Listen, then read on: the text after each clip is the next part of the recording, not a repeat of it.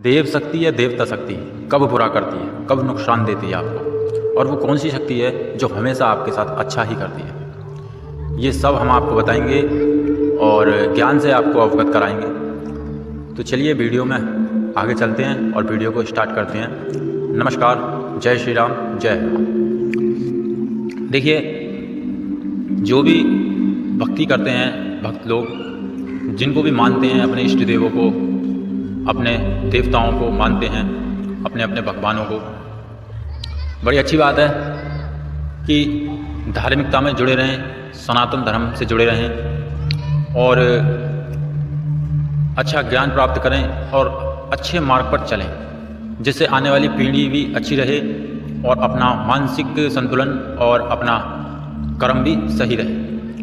तो हम आपको बताते हैं, देखिए, जब हम किसी इष्ट देव के सामने अपना शीश झुकाते हैं या अपने भगवान के सामने शीश झुकाते हैं, शीश नवाते हैं, या अपने से बड़ा हो उसको आदर भाव से शीश झुकाते हैं, तो शीश झुकाते टाइम सपोज करो, बहुत ध्यान और ज्ञान की बात है, सपोज करो कि जो हम शीश झुकाते हैं अपना, तो हमारा शीश जब झुकता है तो नीचे को झुकता है, और नीचे को झुकने के बाद आप ध्यान लगाओ और ज्ञान लगाओ कि शीश झुकता है तो वो शीश क्या संकेत देता है कि अपने अंदर देखो।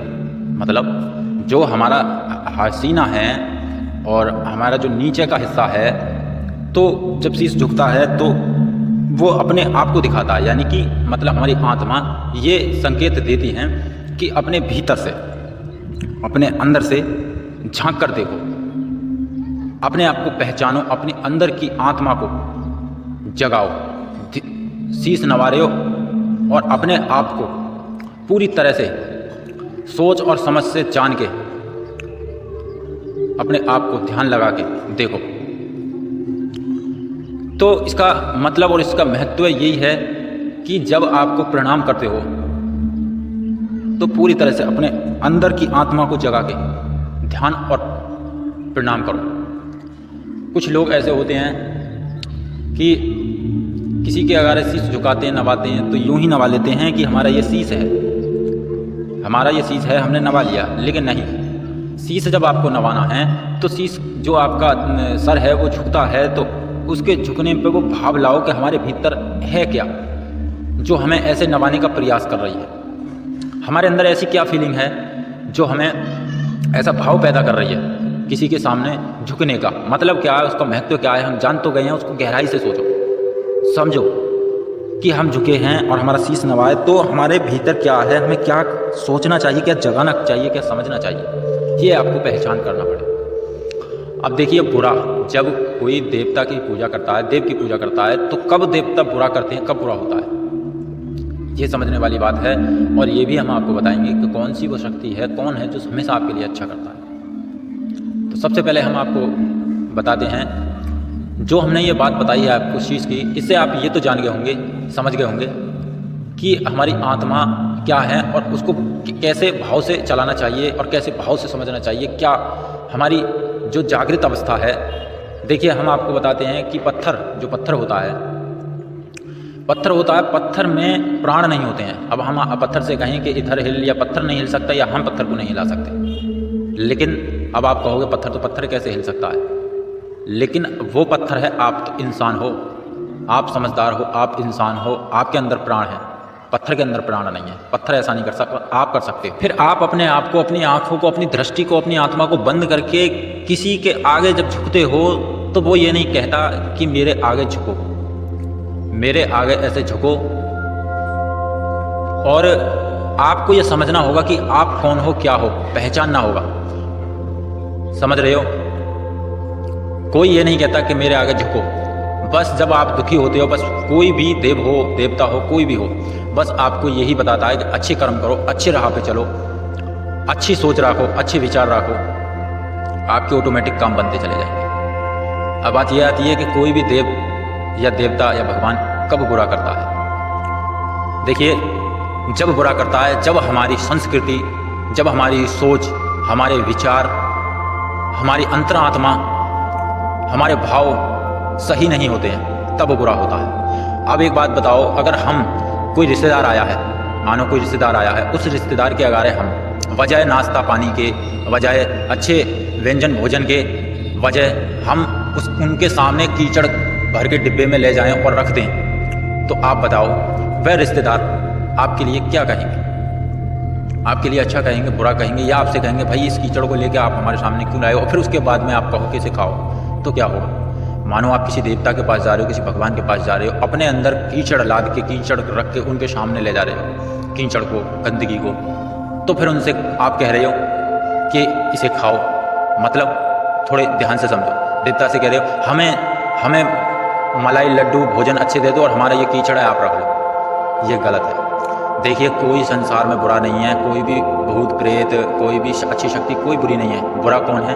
हमारी सोच, हमारे विचार, हमारे कर्म, हमारी धारणा, हमारी आत्मा, ये बुरे हैं। और कुछ लोग ये सोचते हैं कि हम सब कुछ सही कर रहे हैं, परंतु फिर भी हम दुखी हैं। भाई तुम आप सही कर रहे हो, भूतकाल में आपने गलत किया है, पिछले जन्म में आपने गलत किया है, कब गलत किया है आपको नहीं पता है, परंतु ईश्वर जानता है कि आपने गलत किया है या सही किया है।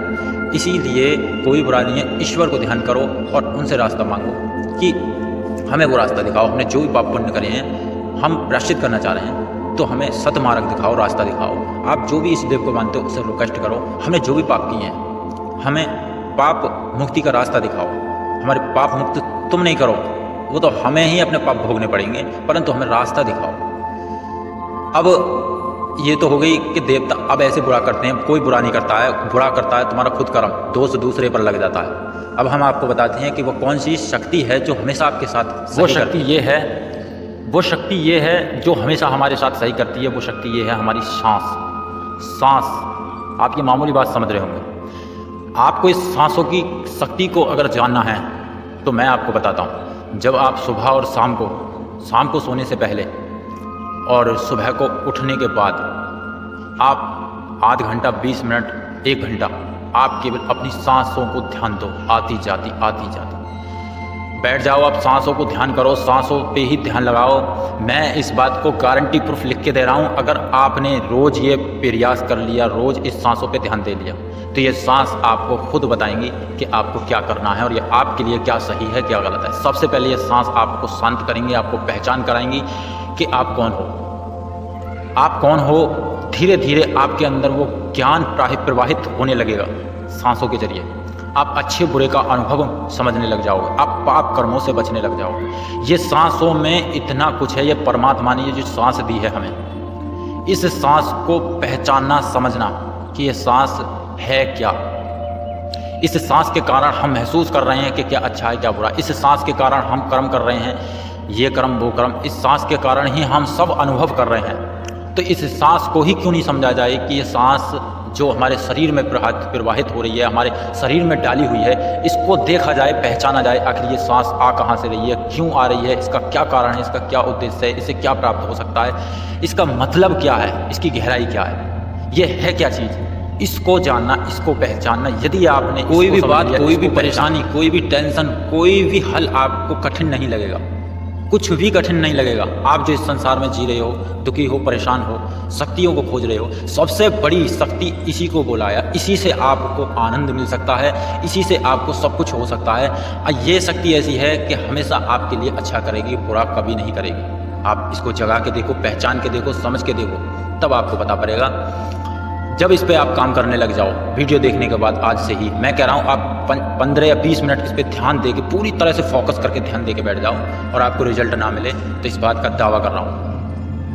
अगर आपको कुछ लाभ दी गए, वीडियो अच्छी लगी है, तो इस प्रयास को जरूर करना और ज़रूर करना। तो यदि वीडियो आपके लिए कुछ अच्छा लगा है, अच्छी लगी है, तो आगे लोगों के पास इसको भेजने का प्रयास करना, ताकि कुछ लोगों की समझ में आए कि सच्चाई क्या है। तो मैं चलता हूँ, विदा लेता हूँ। जय श्री राम, जय हनुमान, जय हो परमपिता परमेश्वर। आपकी लीला आप ही जानो।